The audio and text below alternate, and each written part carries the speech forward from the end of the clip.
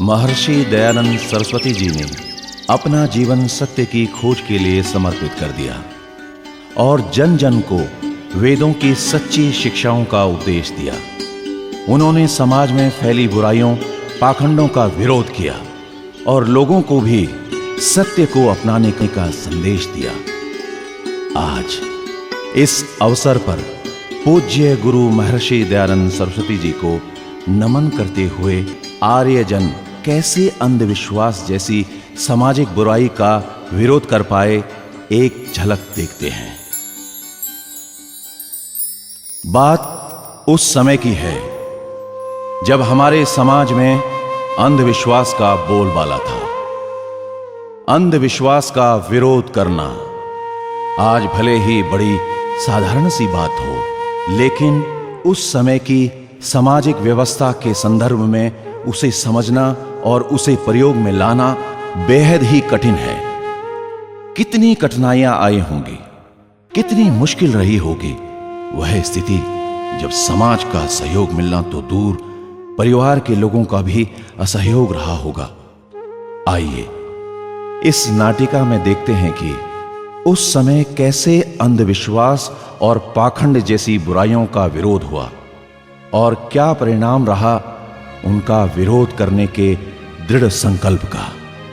आर्य वैदिक परंपराओं के पक्षधर पंडित फूलचंद शर्मा जी निडर के घर बेटी का जन्म होता है। लोग आपस में बातें करते हैं। अरे भाई, सुना है लाला जी के घर बेटी का जन्म हुआ है। हाँ भाई, सुना तो मैंने भी है, पर उनकी क्या बात करते हो, उनकी तो सोच ही अलग है। अरे भाई, आर्य समाजी है ना, ऐसी बातें करते हैं जो हमारे पल्ले ही नहीं पड़ती। अरे भाई, ठीक बात कह रहे भाई। अरे भाई कैसा तो, हाँ बिल्कुल बिल्कुल। इधर घर में बालिका के जन्म पर सभी खुश हैं। दादी पंडित के पास जाती है।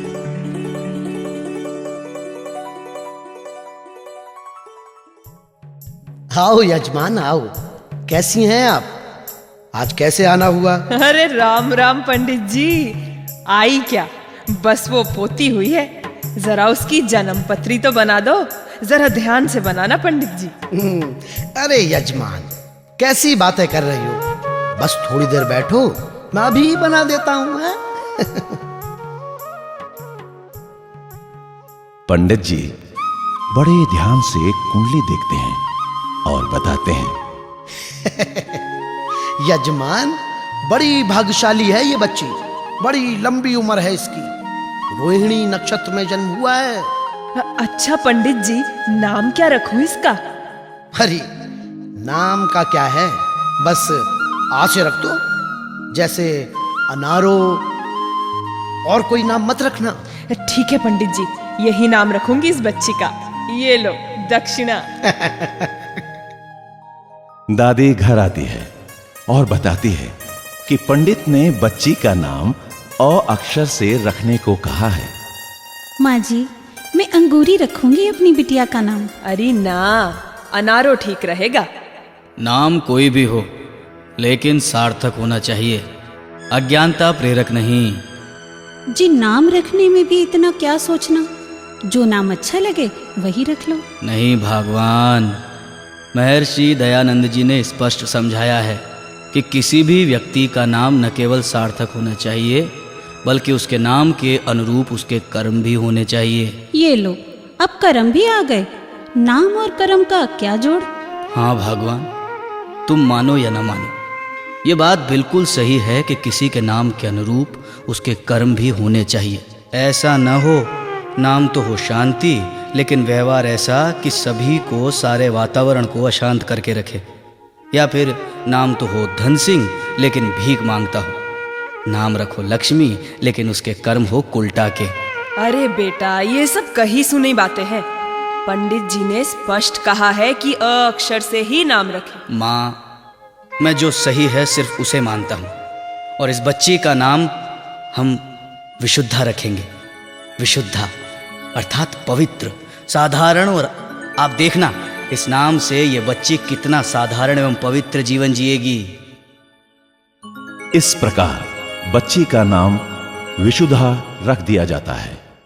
बच्ची कुछ बड़ी होती है, लेकिन दुर्भाग्य से उस बच्ची की मृत्यु हो जाती है।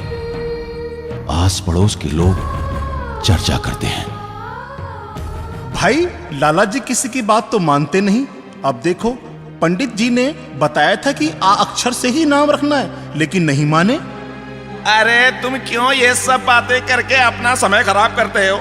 हाँ भाई हाँ, अरे उसे समझाना ही बेकार है। चलो अपना काम हाँ, करते हैं। चलो, चलो। अरे रहने दो, अपने आप ही कर लेंगे सारा काम। अरे मानते ही नहीं किसी का कहना। अरे छोड़ो, भाई कोई साहब, बात मैं तो नहीं। आपको क्या बताऊं? चलिए चलिए चलिए, आइए। पंडित जी दादी से मिलने घर आते हैं। यजमान, मैंने कहा था इस बच्ची का नाम आ अक्षर से ही रखना। हाँ पंडित जी, आपने कहा तो था, लेकिन मेरा बेटा माना ही नहीं। पंडित जी, आपसे प्रार्थना है, आप लोगों की भावनाओं का मजाक न बनाएं। अगर आपकी बात सच होती तो आपने तो यह भी बताया था कि वो बच्ची लंबी आयु पाएगी। फिर क्या हुआ? जी, मैं तो कह रहा था अगर आ अक्षर से नाम रखा होता तो लंबी आयु होती। बेटा तुम रहने दो, क्यों पंडित जी पर अपना गुस्सा दिखाते हो? इस प्रकार कुछ समय के बाद फिर से परिवार में एक कन्या का जन्म होता है। नामकरण का समय आता है। मैं तो इस बच्ची का नाम विशुद्धा रखूंगा। ना बेटा ना, हम नहीं रखेंगे ये नाम। हमने रखा था ये नाम उस बच्ची का, लेकिन क्या हुआ? नहीं माँ, ये सब अंधविश्वास की बातें हैं कि नाम रखने से ऐसा हुआ था।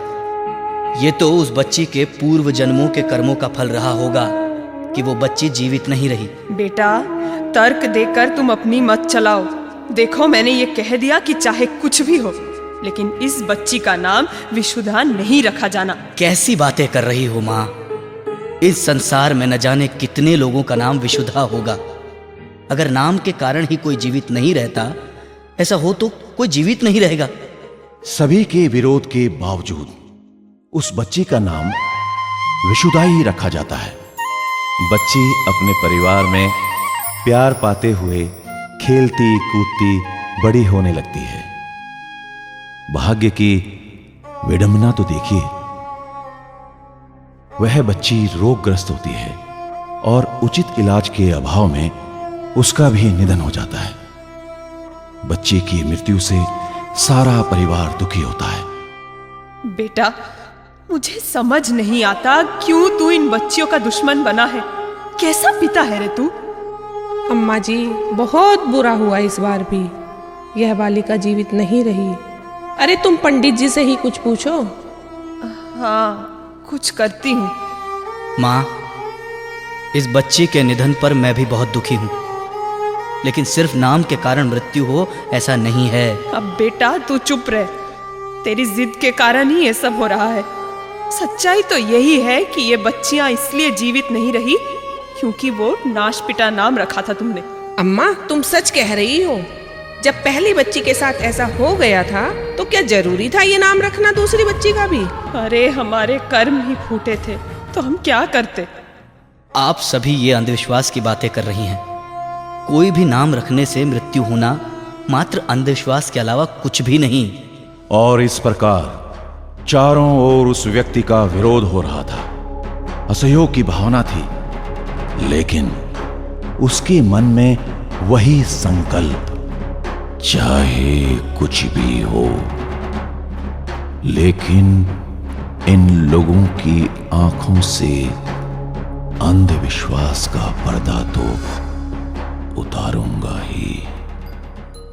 हे भगवान, महर्षि दयानंद सरस्वती जी के मंतव्य को सही मानता हूं।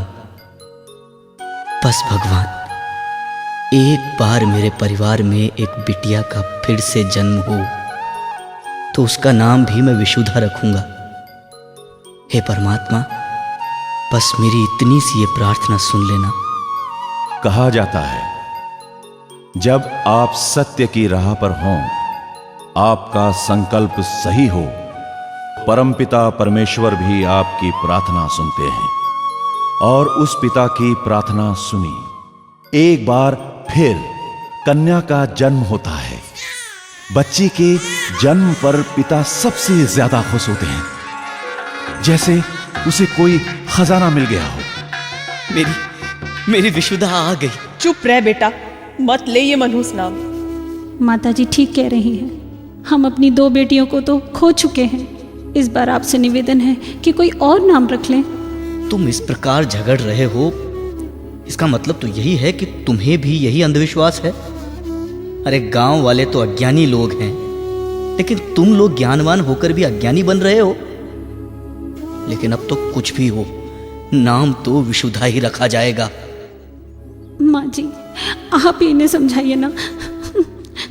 अरे तुझे क्या इस माँ के आंसू भी नहीं दिखाई देते? इस बच्ची का नाम तो क्या, मैं तो कहूँ कि आने वाली 7 पीढ़ियों को भी इस नाम से तौबा कर लेनी चाहिए। माँ, जन्म मृत्यु ये किसी इंसान के हाथ में नहीं है, और ना ही कोई नाम विशेष इसका कारण बन सकता है। अरे ये तो सब परमात्मा के विधि विधान और हमारे पूर्व जन्मों के संकलित कर्मों का फल है। अरे बेटा, तुम बहस करके हमें मत समझाओ।